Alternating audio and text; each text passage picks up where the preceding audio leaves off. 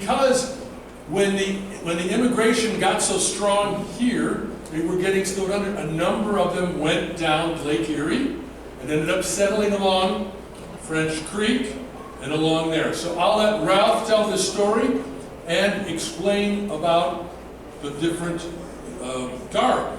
Oh, merci. I don't know if I've ever been called a pillar before. Bonjour, bienvenue à notre petit concours d'élégance. Every year the Detroit area has a concours d'élégance, which is a sort of high-financed car show. Thank you. Well, we're going to do our version of it, the way the habitants here on the Detroit River would have done it. And I'm going to ask my colleagues if they want to come up here. Women on my left, guys on the right. And I have to apologize that I'm not really well dressed for the occasion. I didn't even button my vest today. Normally, if you were in a situation where it called for some sort of politeness, you would be wearing at least a vest, if not a coat. Of course, the weather here makes it a little different. You often think of the voyageurs being here on the river, and they were indeed, and you often think of them dressed in a certain way. A toque, which would be a knit wool cap, is a symbol on their heads. But of course, in weather like this, do you think they wore their toques? No. No, they probably did this. Just a simple scarf over the head. And before we go on with the guys' clothing, I'm going to turn it over to our ladies. And hi, my name's Paula. I have been reenacting since I was 6 years old. My mom is actually French-Canadian. She has traced her French roots in Canada until around the 1600, I think. Anyway, I am going to be starting with my inner clothes first, and I'll put on my outer garments as we go. What I'm wearing right now this is just going to be like a normal habitant or colonial French outfit. I'm not a fancy lady. I'm also not super poor. But every lady would start out wearing a chemise, which is this white garment. It's usually knee length or just below the knee. It would have kind of an openish neckline. Mine actually has a drawstring. If it was cooler weather, I could draw it up and have it worn a little higher. I have drawstrings at the sleeve. Sleeves would almost always be elbow length or longer. And over top of my chemise, I have what we call stays. Some of you might think of it as a corset. The stays are really like the precursor to a corset. The shape is different, but it is boned. It would have been boned with whalebone stiffened in here. We have modern substitutions. We don't really kill whales for this anymore. But it is boned, and it's pretty firm, and it gives me not only support, but it gives me the proper shape of the day. Fashions change throughout the centuries, and in the mid-18th century, the proper shape for ladies' garments was like conical, so which would be different from like a later 19th century corset would be like hourglass, okay? So my stays lace up in the back, and they lace in the front because I dress myself. If I was a wealthier lady and I had someone to dress me, I might have stays that were fancier and they wouldn't lace up in the front, they would just lace in the back. But I can't tie up my own back lacing stays, so mine lace in the front and in the back. I have some kind of minimalist straps on here that crisscross in the back. And then these tabs at the bottom do kind of flare out over the hip. They help hold the skirts up. They give your skirt a little bit of a shape. If can I pull that? I'll be putting on my petticoat next.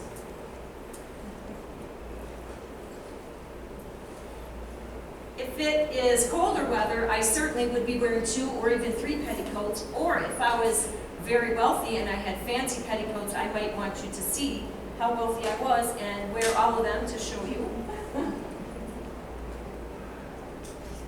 It's held up a little bit here on the sides just to make walking easier. Also, if I was wearing more than one, you could see the lower ones. excuse me, you're not all in there. Oh, I'm not. Sorry. Your husband's not here today. No, he's not. There, we got it. All right. I've known Ralph a long time, too. Now, my petticoat is buttoned down the sides, but you would also very commonly see ties. And instead of tying the front to the back, you would have the two back ties tie around the front, and then the front ties tie around the back side. I've got a jacket, which again, if I'm being seen anywhere, I would have a jacket of some type on. Despite what you see at Renaissance fairs and pirate festivals, women did not go about with their stays as an outer garment. It would be like, your bra. So my stays would definitely be underneath my jacket. In the mid-18th century or the French and Indian era that we are in, the jackets were kind of long, like definitely below the hips. As you get closer to the later part of the century, the jackets were a little bit shorter. So you can look for little clues like that to tell kind of what era we're in right now. And then on my head, you'll notice I have my cap. I also would never be seen in polite society without a head covering. If you're out and about with your hair loose and your head uncovered, your morals would be questioned, and you might even, some men might think you do a certain job for a living that you don't. Maybe you do, I don't know. So, even if it's just a sort of a nominal head covering, it is kind of practical. It keeps my dirt off you and your dirt off me, but it's basically culturally a symbol of modesty and proper attire. And because it's sunny out, I have my straw hat. Mine is a little bit decorated, but it could be plain. And it's tied in the back underneath my cap. Oops. And then, of course, my utility knife. I use this dozens of times a day, so I keep it handy. I might also have a little pouch here. Some ladies would wear a pocket underneath. Barbara probably has. Some talk about it. Yep. And then, so thanks, I had to do that without the microphone. Now my friend Lindsay here is wearing more of a working outfit. Her jacket, you'll notice, is sleeveless, although it may have had sleeves that were detachable. If she's working around the house, if she's doing laundry or something, especially in this hot weather, she would take the sleeves off. But she is going to protect her skin with this scarf we call a fichu. That's going to keep the sun off of her skin. We don't have sunscreen, so we use whatever we can to keep the sun off. And she's wearing a basic petticoat. Our socks, by the way, I forgot to show the socks. You can show your socks, Lindsay. They're tall. They usually go up to the knee or above the knee, and we're holding those up with some very simple garters. Not tight enough to cut off your circulation by any means, but to keep them from slipping down over your calves. And then Lindsay is also wearing a very basic kerchief, which she could wear for around the house for doing housework. It's simple to get on and off, and probably lighter than what I have on here. Thank you. Would you like to say something about what you're wearing? Thank you. My name is Barb Baldinger. I'm with the Lac St. Clair Habitats et Voyageurs de Détroit. I'm going to start from the head to the bottom. My hat is called a bergère, which means shepherdess. And I've got it pinned on here. Underneath I have the cap, because all women always wore caps to keep their heads covered. My glasses are 18th century reproduction, very small, round ones. But in any case, that's the kind they wore in that day. Then from the inside out, I'm wearing a chemise, which is underneath. That's kind of like a shift. It can also be used to sleep in. And then when you put your chemise on, the next thing, if you mentioned the pocket, you tie your pocket on underneath your clothes. And a lot of women decorated them and embroidered them, even though they're never seen, they're underneath. And you notice this has a little slit in the front. My skirt ties in the front and the back, and there's a slit in the side of the skirt. So if the pocket is tied on inside, you reach through this slit and then into the pocket. And there's a little nursery rhyme. It's Lucy Locket lost her pocket, Kitty Fisher found it. Not a penny was there in it, only a ribbon round it. So that's the pocket. And then, like I say, the skirt goes on, it ties front and back. The next is, this is called a short dress. And you don't use any buttons or zippers or anything like that. It's got straight pins to hold it together. And then the apron kind of keeps it in place also. My stockings are also the tall ones, and men and women always wore stockings. And I'm wearing moccasins, which was very common for the women in Detroit and the forts in that time period. They had, Native American influence. And I also have this little medicine bag that I sewed or made. And you would keep things of importance in here. It would be like, little buttons or stones. I keep extra pins in case I lose these from my clothes. And I think that's about it.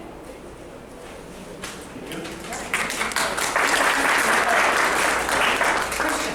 What are your moccasins made of? Oh, my moccasins are moose hide. They were made by one of our members in the Lac St. Clair Habitats and Voyageurs. And Gary made them for himself. He took a class and, did all the punching and everything else and went through all the work, and then they were too small for him. So I was really lucky when he sold them to me. Thank you, Sue. That's my sister.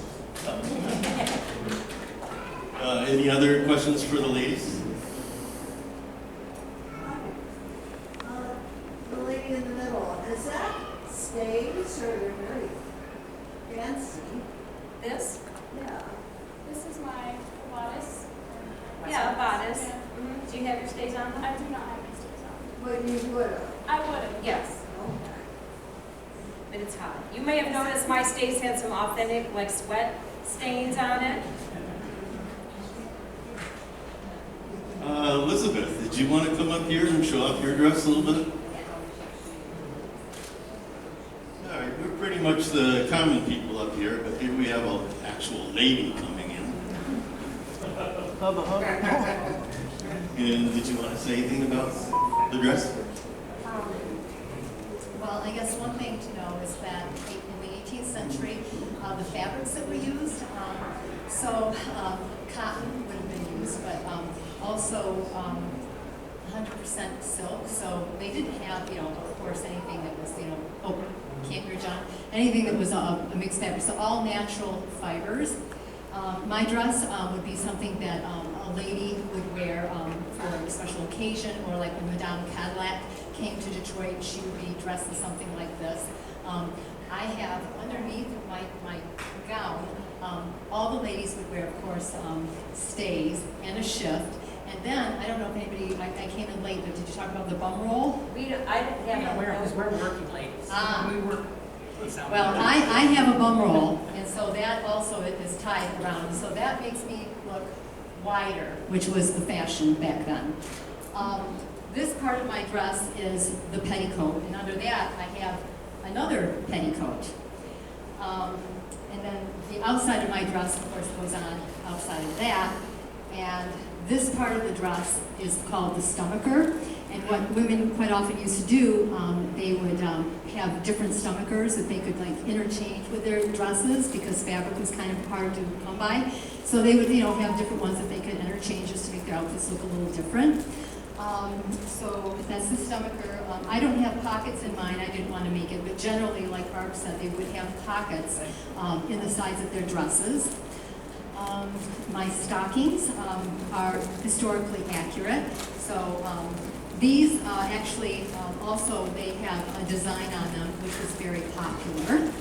And my shoes are popular, like Marie Antoinette would have liked to have worn shoes like these. They're kind of like court shoes, and they have the, I think it's called a school heel. So I think, can you add to anything about my dress? Well, I thought it was interesting that the length of your dress is much longer than theirs. Yes. If we work in ours. Not only that, the only thing, the roads in the, around in Detroit were not paved or anything. There was a lot of mud, and so that the traditional length was 3/4 if you were doing everyday activities, so that you didn't get it muddy. Well, I forgot to talk about apron. Aprons were used to carry produce in. They could be keeping your petticoat clean, and you can also use them to wipe up the face of your children. Okay, thanks, lady. Let's go on to the men for a minute. Are there any more questions out there for ladies? Okay, guys, I've got a test for you. I want you to line up in chronological order based on what you're wearing. So the oldest, I'm not saying the oldest guy, but the oldest Time. clothing time period get next to me. And Mr. Voyageur. And I'm going to put you on the end of the line, even though you are the oldest. But what you're looking at here is a member of the Compagnie Franche de la Marine, Belletre's company, which was basically the garrison for Detroit for many years. And of course, they didn't usually allow ladies, I don't think, in the ranks, but we're more advanced than that nowadays, and we need the manpower or lady power. So she's dressed as one of the French Marines. They would be armed. We'll go into the arms as we get down towards the other end. But this is the basic uniform of blue. If this were wintertime, she'd also have a nice wool coat over the top of her, although it might be the uniform coat, which is white, or it could be a locally made capote, which is basically a blanket coat with a hood on it. Anything you'd like to add? For a second. So underneath, the shirt is cotton. You might have seen me take off my jacket. I'm in all wool right now. It's a little warm. You're brave. Yeah, I am very, very warm. So the shirt is cotton. Paula, if you want to jump in as well too. Yeah. Her shirt's cotton. My shirt's cotton. And then the back part of the pants will end up lacing up in the back, so they're a lot adjustable. We'll have brass buttons that will go down the side.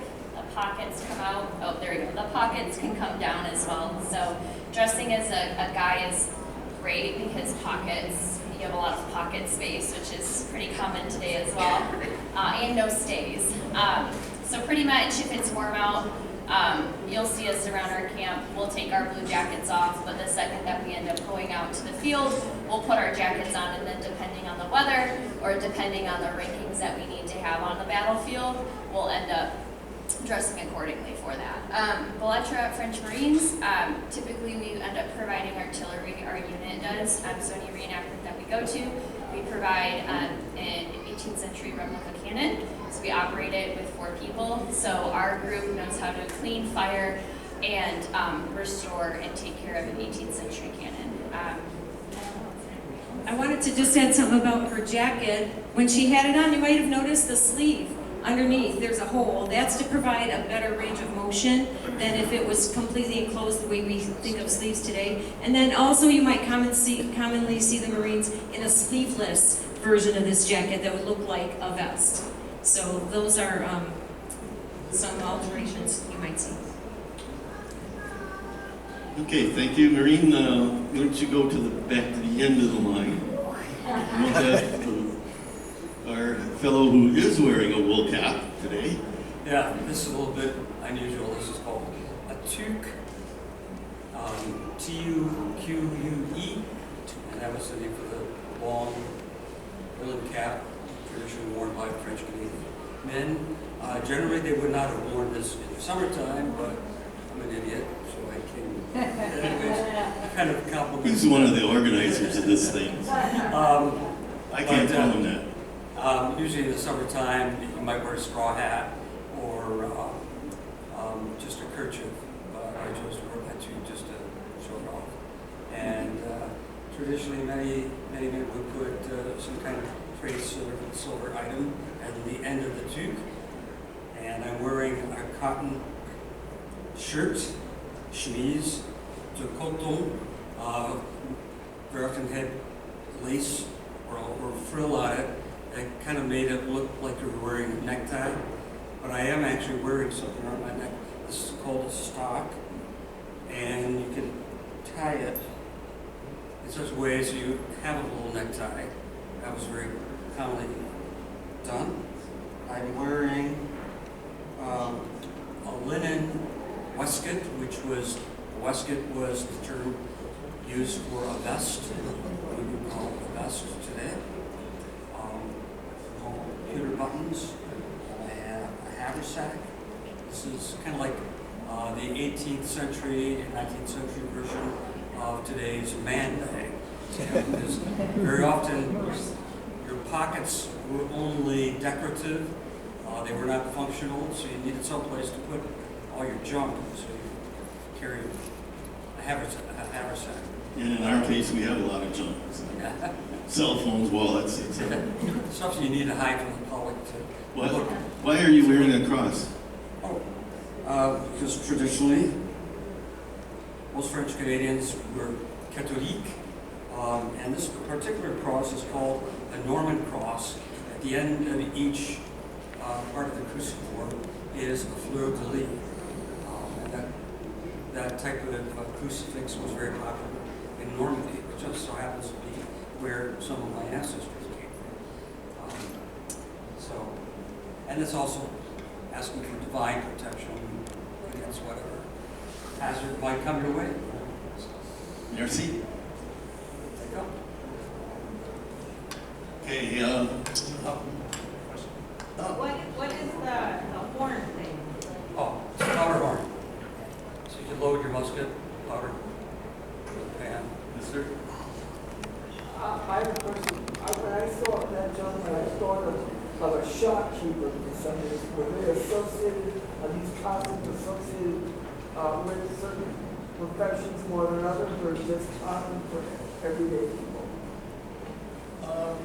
Essentially, this is everyday people. He's pretty well dressed there, so it could be have a trade or even a shop. A lot of the local people were involved in one way or another with the fur trade, and whether they were doing it on their own, whether they were doing it legally or illegally, whether they were just working for a fur trader or were a trader themselves. And I wouldn't know exactly offhand if I saw this person in the woods, because quite often even the well-dressed person, maybe even Elizabeth, would dress a little more casually if she were walking out in the woods. One of the anecdotes from where I'm from, the River Raisin, New England immigrant got there in 1823, and he wrote about the local situation. He just praised Michigan to high heaven. But as for the French, he said, well, they're not so cool. They dress more like Indians than white people. So there was quite a range of clothing. Yes, sir. Can you comment on the red sashes or belts that all the men are wearing? Oh, that's another thing that's very typical for French Canadians, but was also used by Native Americans, fur traders, British sometimes. The famous one is the Assumption sash, which was made in Canada and was quite popular for voyageurs. It gives you a little support around the middle, and it also was used sometimes for helping you carry things. You could stuff some of your belongings in your sash, so it was quite versatile and useful. Or maybe a tomahawk or something like that. Yes. Was there public bathing? Did people ever go to public places like a lake or a river to swim? And if they did, what did they wear? Bathing was somewhat discouraged in those years because I'm sure there were skinny dippers, but and the Indians did often. Voyageurs were often in the water, and quite often they dressed in the native style without knee breeches, just wearing a breechcloth. No top. But it was considered somewhat unhealthy, especially in winter. It became, if you wanted to take a bath, of course the river would be frozen. You could heat up water, but you'd have to build a fire, heat the water, pour it in a barrel, and get it in the barrel. And that was done, but not like every day. And usually if you managed to do that, the whole family would take turns. So you'd start with you start with the parents and work your way down to the little kids. Right. Thank you. Okay, next to me, actually, we are moving in time a little bit.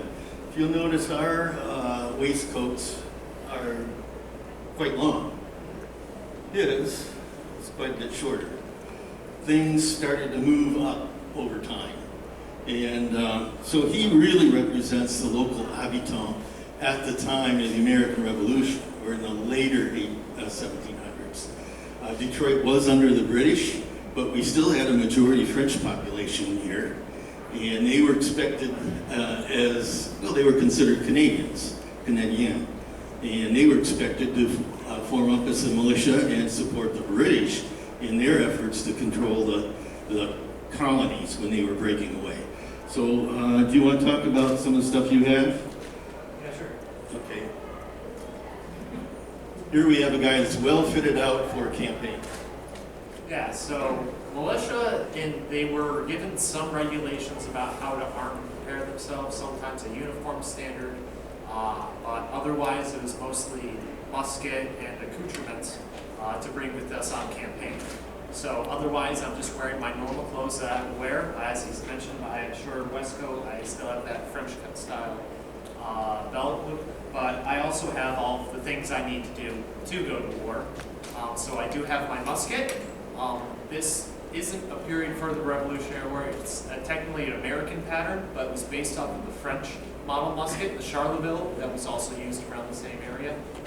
It is a military style musket, so that means it does have a bayonet lug. So if there were people trying to charge us, if there were Native Americans ambushing us out in the woods, I do have pretty much a spear that I can use to keep people at bay and defend myself. Which is a good idea because he only gets one shot with that thing. It's a smooth bore, so it's not very accurate. What else do we have? I see a canteen. Yep, got a nice canteen of water. This is a nice, just easy to produce model. It just hangs on my waist here. I could get more of it. I also have a haversack kept under here with all the rest of my stuff. My fire starter, I have a nice little, I have sympathy for women purses. Hold on a sec. I have, some little leather bags I keep inside here with stuff for my musket, ways to clean it, extra flints in case my flint breaks. I also have a cartridge box and a powder horn. This is some finer powder in case I do need it, but otherwise we have, I don't actually have any powder in here, it's against regulations, but we would also keep powder. It'd be pre-measured in little cartridges, little paper cartridges, so when we're in the act of firing our gun, we can just tear it with our mouths, pour it into our pan, pour the rest down the barrel. We don't have to worry about measuring it. This is a nice style. It also I also have a musket tool in here to fix if there are any issues in the field. Pretty much screw and poking holes. And also a part of the campaign is, unless I'm a very nice to-do person and I have like some pack animal to carry things, I'm carrying the rest of it. So I have my bedroll. I actually have 2 blankets here, one for exterior and then one to cover me. And then also my backpack, just carrying whatever else I need, food supplies. I have my dishes, I have my silverware, I have some playing cards because our military life does get boring sometimes. For the men who are wearing knee braces, was it ever acceptable not to have stockings? Well, yeah. I wouldn't say acceptable exactly. The Bishop of Quebec in the 1700s did issue a proclamation to the Quebec Church about the young people coming to services. He didn't like the fact that they came with their stockings rolled down to their ankles. So it was done. It was done, especially by voyageurs who had to be in the water a lot. They often went barefoot.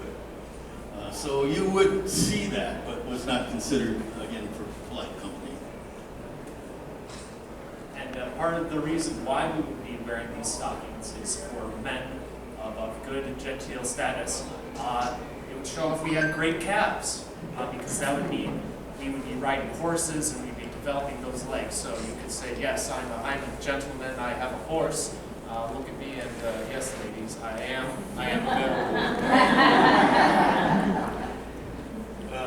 Contrary to the voyageurs, who often had short, stocky legs, so they wouldn't take up too much room in the canoes. Next, oh, sorry, more question? What caliber or size ball will that shoot? So this is a 72 caliber. So think of it not as us just shooting like bullets at each other, but more like shotgun slugs at each other. Accurate to roughly 100 yards or so. And accurate meaning, I may not hit the person I'm aiming at, but the person next to them, they'll be down. And, a hit's a hit. When there's, 50 people lined up next to each other, you take what you can get. Other questions? Okay, you can go to the end of the line and we'll talk to our woodsman here. Woodsman, aren't you a long hunter? Oh, okay. Again, this is, as he's saying, I'll let him talk into it, but he's saying he's the fancy dressed voyager. And we are going on in time a little bit. Pretty much everything is standard, but you'll notice he's not wearing knee breeches. He's wearing pants. This became more popular as the 18th century went on and into the 19th century, when pretty much the knee breeches were phased out of fashion. Other than that, he's pretty much dressed as a voyager might be for the mid-1700s, except for his hat. Now that is late 19th, early 20th. All right, you want to tell him that? I can tell him, okay. It says he's dressed for a rendezvous. And a rendezvous, of course, is when the fur traders got together and traded furs for goods, got resupplied, and had a great time doing it. Had a lot of games, a lot of socializing, a lot of drinking. Of course, you don't do that. But what's in your gourd? What? He says water is in his gourd. But a gourd was very common also for carrying things about liquid refreshments. And he is duded up for coming into the rendezvous. Okay, thank you, Voyager. Anything else? Any questions for him? Okay. What time is Lake his knees? What are the hours? Late night, help keep your pants from sliding up and down, help keep you from getting ticks, so you don't cover your pants. And as a dress as well, fancy dress. What's that? He couldn't hear it very well. Oh, he said that those are ties, garters, basically. They keep his pants from flapping around in the woods. They also keep the ticks from crawling up his leg. One of the banes of travel in the early Michigan years were the insects. Clouds, the explorers always mentioned clouds of gnats and mosquitoes and flies. So it's good to cover yourself up just for that, even in the hot weather. You have a question? I thought you said that going over in time, the shorts of that jackets off. Question. Taking off the jacket. Okay, you're asking if over the time I said something about things going up. What I meant was like our vests, our coats got shorter and higher waisted, and ladies' clothing got the same. When you got up to about 1812, the waistline for guys was up here, and your pants went up to here, which is really a pain. But and ladies too, their waistline, or their, I guess they call it waistline, but underneath, it went up as high as your breast. Oh, yeah. You've all seen like the here where the waist is here and then it flows from there. That's 19th century. You might be asking about his shirt though, because the shirt's so long. Oh, the shirt? Oh, yeah, you're right. Okay, I get it now. Thank you. That's true. His shirt is not going up. And that's the case all through the 18th century into the 19th century, that your shirt was just basically the same. His, of course, is colored, and mine's just white. But for many people, you went to bed in your shirt. So this was your night shirt as well as your day shirt. And it often went down to your knees. Hunting shirts will do the same thing all through the 18th century and 19th century. Does that answer your question okay? Thank you. I'm carrying a French 2-leaf hunting gun. It was brought over here from France. It's got a 32-inch barrel, about a 60 caliber. And they were brought over here to train with the Indians for beaver pelts, so for making beaver hats. Beaver hats are very expensive. I bought a beaver hat here a while back, just plain enough. It's $300.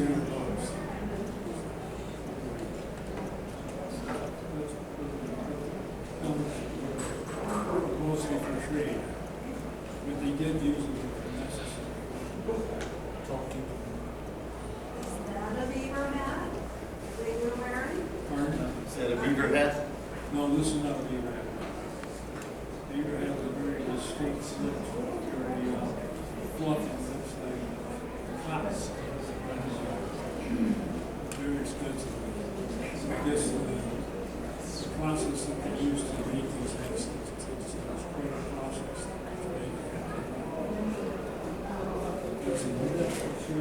Any other questions about anything I'm wearing here?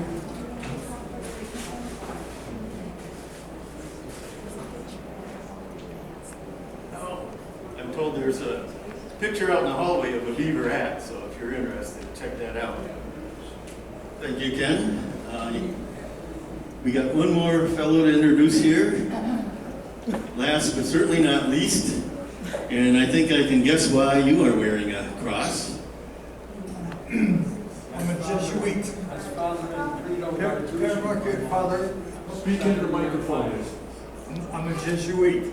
The Jesuits were considered soldiers of Christ, and that's why they went out to the New World to convert the Indians. Initially, the Jesuits started universities in Eastern Europe, and they were involved in the Reformation in England. They were such warriors that when the British caught them, they would usually kill them.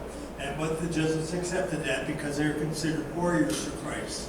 So the Jesuits were the group that went along with the French to work with the Indians, and they were successful with the Lenardes in New Jersey and the Hurons in Canada.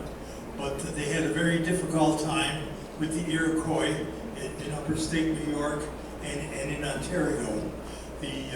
When the Jesuits went with the voyageurs to go from place to place, they would paddle like everybody else. They would do the same kind of work that the voyageurs did. They would carry their bags, and they would paddle, and they would portage. As you see, the clothing is very simple. You have a felt hat. You've got a cassock. Cassock was made out of linen or wool, and a cache bag, which kept a rosary and tobacco and other things like that. And then they also would have their and they would also have a little casket or box for the cassock and holy water and other things pertaining to having the Mass and administering baptism. So do you have any questions? Okay, thank you. I believe that's true, isn't it, that Cadillac got in trouble with the Jesuits? Yes. And so, do you recollect here? So when Cadillac came to Detroit, he intentionally didn't want the Jesuits along, because the Jesuits were completely against those French and other New World who were trading alcohol, strong alcohol, to the Indians. So he tried to just have a Recollet, which is a derivative of Franciscans. So he had a Recollet along with him, but the boss of New France at the time said, no, no, no, no, you're taking a Jesuit with you. So he had 2 priests with him of 2 different flavors. One who said, no trading of alcohol to the Indians, and the other one was a little more flexible. So anyway, he always clashed with the Jesuits everywhere he went.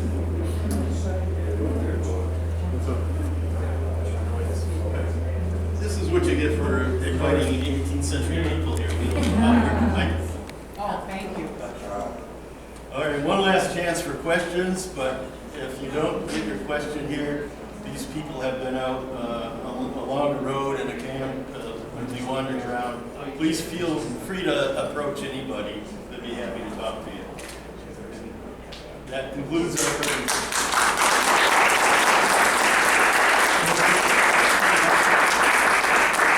Thank you, Ralph, and everybody else. So we're going to proceed now to the next thing on the schedule. We have a couple of awards to be given. Elizabeth?